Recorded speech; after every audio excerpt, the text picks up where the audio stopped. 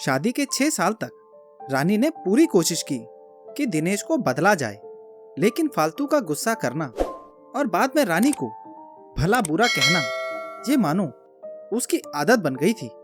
कोई वाद विवाद होता तो दिनेश सीधा ही रानी को बोल देता, अगर मैं तुम्हें अच्छा नहीं लगता तो अपने मायके क्यों नहीं चली जाती, क्यों रहती हो मेरे साथ? तुम्हें कितनी बार बताया है, मेरे तैयार होने से पहले मेरा नाश्ता तैयार हो जाना चाहिए। शादी के 20 सालों के बाद भी क्यों मुझे बार बार एक ही बात बतानी पड़ती है? तुम्हें क्या है, तुम तो आराम से घर पर रहोगी, मुझे काम पर जाना पड़ता है।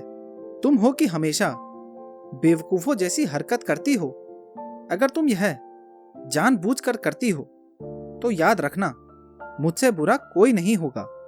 आज भी दिनेश का पारा चढ़ा हुआ था। इन कटु शब्दों में अपना गुस्सा उतारते हुए गीला तौलिया कुर्सी पर फेंक दिनेश गुस्से से रानी की तरफ देखने लगा। रानी के लिए दिनेश का ये बेवजह का गुस्सा कोई नई बात नहीं थी। वह महीने में 3-4 बार ऐसे ही रानी पर बरस पड़ता था। पहले रानी उसका विरोध किया करती थी, लेकिन जब कई सालों तक दिनेश में कोई बदलाव नहीं दिखा तो रानी ने खुद को ही बदल दिया। दिनेश के कुछ भी कहने से रानी को कोई फर्क नहीं पड़ता था। दिनेश की हर बात वो चुपचाप सिर नीचे झुकाए सुन लेती थी। इतना सब कुछ होने के बावजूद रानी दिनेश के साथ रहती थी, क्योंकि उसे अपनी बेटी की फिक्र थी। और वो जाती भी तो कहां, अपने बूढ़े हो चुके माँ बाप को इस उम्र में परेशान करना वो नहीं चाहती थी। समाज और लोग क्या कहेंगे, ये भी तो उसे देखना था। वो इतनी पढ़ी लिखी भी तो नहीं थी कि खुद जाकर कोई नौकरी कर सके और अपना और अपनी बेटी का पालन पोषण कर सके। रानी को अब अपनी फिक्र नहीं थी, उसको फिक्र थी तो बस अपनी शादी लायक हो रही बेटी की। रानी नहीं चाहती थी कि पति पत्नी के झगड़े की वजह से बरखा डिस्टर्ब हो। बरखा की पढ़ाई पूरी हो चुकी थी, उसके लिए अब शादी के रिश्ते आने लगे थे। कई रिश्तों को बरखा ठुकरा चुकी थी। 2-3 महीने बाद एक अच्छा रिश्ता आया। रिश्तेदारों और पहचान के लोगों ने भी लड़के के बहुत गुणगान किए थे।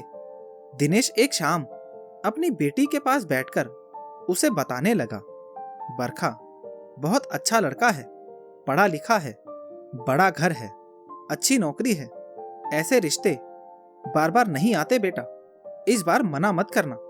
बरखा अपने पिता से ज्यादा बात नहीं करती थी।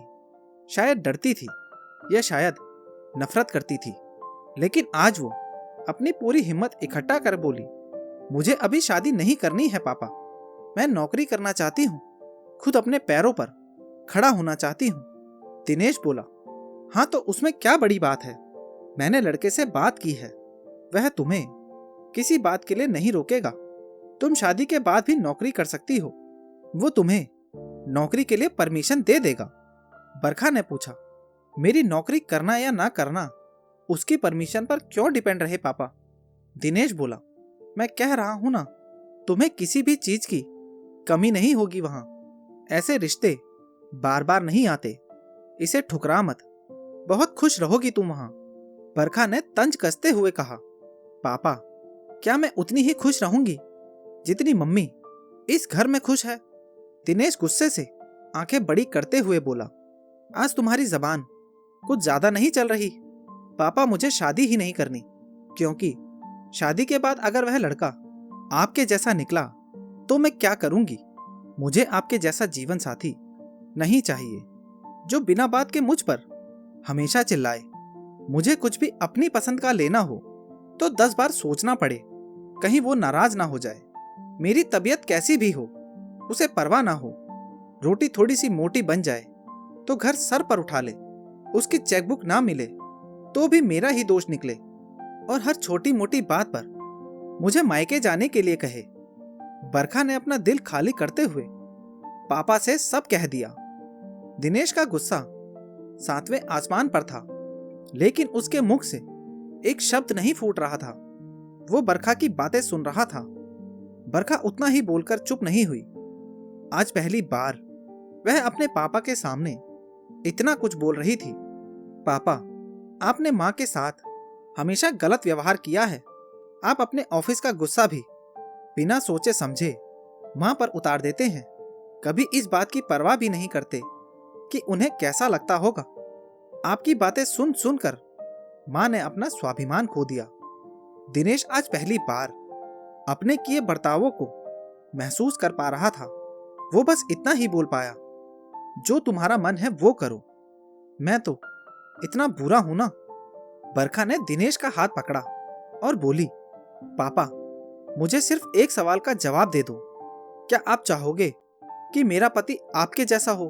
अगर आपका जवाब हाँ है तो कर दीजिए मेरा रिश्ता आज ही, और ना है तो मुझे आत्मनिर्भर बनने दीजिए। दिनेश कुछ भी ना बोल पाया और वहां से चुपचाप बाहर चला गया। आज उसे रानी के सामने जाने में शर्म आ रही थी। चलते चलते उसकी आंखों से आंसू बह रहे थे। दिनेश ने आज से अपने आप को बदलने का निश्चय किया। अगले दिन से रानी ने अपने पिता में काफी बदलाव देखा। वह सोचने लगी कि जो हिम्मत बरखा ने दिखाई है, वो हिम्मत अगर मैं पहले ही दिखा देती तो शायद आज परिस्थिति कुछ और होती। अब बरखा पढ़ लिख कर अच्छी नौकरी करने लगी थी और 3 साल बाद उसके लिए एक अच्छा रिश्ता आया। उसकी विदाई पर दिनेश बोला, बेटी, तू हमेशा खुश रहेगी क्योंकि तेरा पति तेरे बाप जैसा नहीं है। दिनेश की यह बात सुनकर रानी और बरखा की आंखों से आंसू बहने लगे। दोस्तों, हमारे समाज में औरतों को भले ही देवी का दर्जा दिया जाता है, लेकिन वह स्वतंत्रता नहीं दी जाती जो उन्हें देनी चाहिए। उन्हें बचपन से ही बताया जाता है कि वह पराया धन है।